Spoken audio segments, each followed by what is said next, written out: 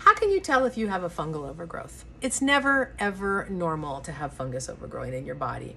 Now, fungus is two categories. There's yeast, which is what lives inside our bodies and can overgrow, and you can get that exacerbated by food. And then there's mold, and mold really shouldn't live in your body. That's a life-threatening issue, but you can get mold exposure in water damaged buildings, and that in and of itself is very damaging to people. They get really injured and sick and often don't know what's going on with them or what's wrong.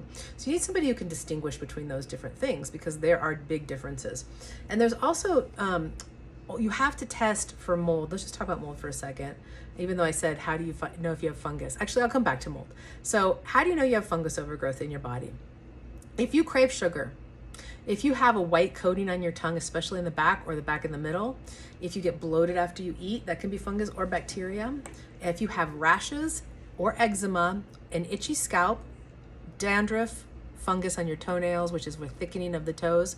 These are all fungal overgrowth, okay? And you need to clear and get rid of those. You need a good kill protocol and a really good nourish protocol for your microbiome, because that's what keeps it at bay. So super important.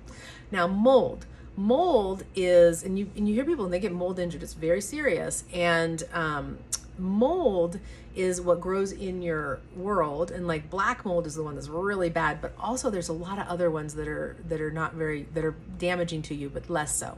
Now, you can't really test directly for exposure in your body to those, and I know there's a lot of tests that do, but I don't think that's actually good. There's one test that tests for antibodies to the antigens. What that means is if you're currently being exposed to those things, then you're going to make an antibody to the antigen, which is complicated, but you need that particular type of test. We use my mold antibody lab to test that, versus looking for antibodies to exposure in the past, which is an immunoglobulin test. Those are kind of complicated, but that's just, you need to go to somebody who knows the difference, and not everybody does. So make sure you have somebody who knows the difference to check on those.